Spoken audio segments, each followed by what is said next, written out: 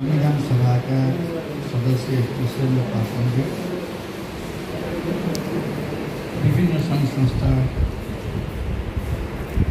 पाल्नुभएका प्रतिनिधिज्यूहरू, अतिथिज्यूहरू, नहीं छोड़ दे। कोई हेर्दैन हेर न, अहिलेसम्म एकजना छैन। नयाँ वर्ष 2082 को मङ्गलमय शुभकामना। यो वर्षले सबैलाई कल्याण गरोस्, उन्नत प्रगति होस्, एक आपसमा सद्भाव रहोस्, धार्मिक सहिष्णुता होस्, राष्ट्र र राष्ट्रियताको पक्षमा सबै एकता हो। धेरै मिहिनेतले बनाएको संविधानको रक्षा गरौँ। यही शुभकामना नयाँ वर्षको दिँदै मभन्दा पहिला बोल्ने साथीहरू धेरै महत्त्वपूर्ण कुरा गरिसक्नु भएको छ। यहाँ अलिकति ठुलो स्वरले बोल्दैन, सानो स्वरले बोल्ने कि बोल्नु अनि हाम्रो विश्वजीलाई त माइकी चाहिँदैन, माइक त्यतिको भइमा गाडेर बोल्न पनि हुन्छ। आज म धेरै खुसी भएको छु, उहाँसँग भेट भयो।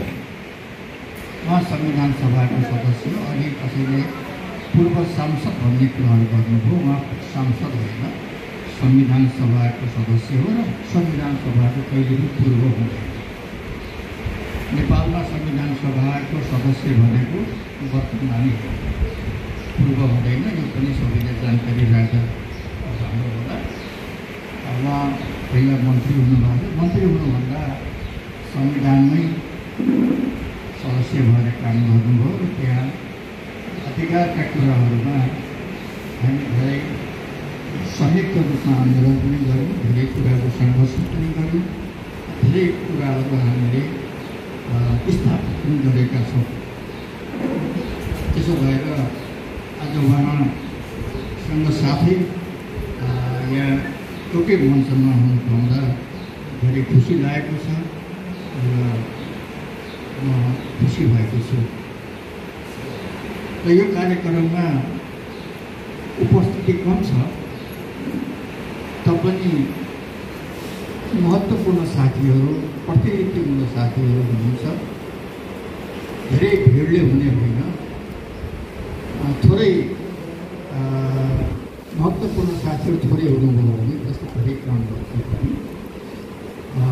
2006 सालमा कम्युनिस्ट पार्टी गठन गर्दाखेरि नेपालमा नभएर इन्डियामा गएर 5 जनाको एउटा कमिटी बनिएको थियो। अहिले नेपालमा कम्युनिस्ट पार्टी भनेको 60-65% पुगिसकेको छ। यस्तै यस्तै प्रकारले महत्त्वपूर्ण साथीहरू भयो भने त्यसले धेरै अगाडि बढाउँछ र हामी धेरै भएनौँ भन्ने कुराको चिन्ता मान्नुपर्ने जरुरी पनि छैन। र आज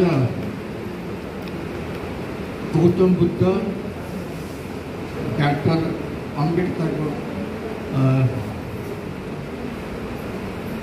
21औं शताब्दीमा जसको जनसङ्ख्या जाति त्यसको हक, डाक्टर भीमराव अम्बेडकर 134औं जन्म जयन्ती आज यस कार्यक्रममा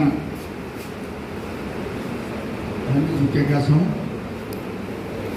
डाक्टर अम्बेडकरको विषयमा धेरै कुराहरू आइसकेको छ। मैले कतिपय अध्ययन गर्न सकेका छैनौँ, तर उहाँको सङ्घर्ष, उहाँले गरेका योगदान आज हामी सबैले त्यसको कदर गर्नुपर्छ र त्यसलाई सम्झिनुपर्छ। उहाँले गरेका योगदानको अनुकरण गर्नुपर्छ भन्ने कुरा मैले यहाँहरूलाई निवेदन गर्न चाहेँ। जुन अवस्थामा भारतमा शूद्रलाई पानी चल्ने कुरा छोडौँ, घरको धुलीभित्र उसको छायासम्म पनि पढ्न हुँदैन भन्ने अवस्था थियो। त्यो बेलामा अम्बेडकर एउटा गरिब परिवारमा जन्मिनु भएको थियो। उहाँको बुवा सेनामा हुनुहुन्थ्यो। उहाँ सेनामा भएर आफ्ना छोराछोरीलाई स्कुल पढाउन सक्नु भएन। उहाँलाई त्यो छोराछोरीलाई स्कुलमा भर्न लिएन। नलिसकेपछि अम्बेडकरको बुवाले ब्रिटिस सरकारसित हार गुहार गर्नुभयो। मैले छोराछोरी पढाउन पाइनँ, मेरो एडमिसन गराउने व्यवस्था मिलाइदिनु पऱ्यो भनेर त्यहाँको ब्रिटिस सरकारको उसमा निर्देशनमा एउटा विद्यालयले उहाँहरूलाई एडमिसन गरे। एडमिसन गरेपछि पनि कोठाभित्र सबै छात्र छात्रासँग सँगै बस्न पाएनन्।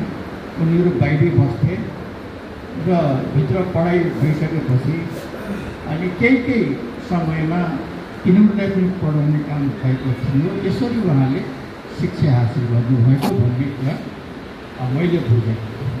अब यो फरक पनि हुनसक्छ, अब पुराना कुराहरूमा धेरै आउन सक्छ। र उहाँ तेजिलो हुनुहुन्थ्यो अनि अलिकति उहाँको क्षमतावान हुनुहुन्थ्यो।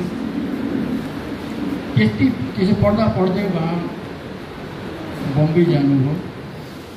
बम्बईमा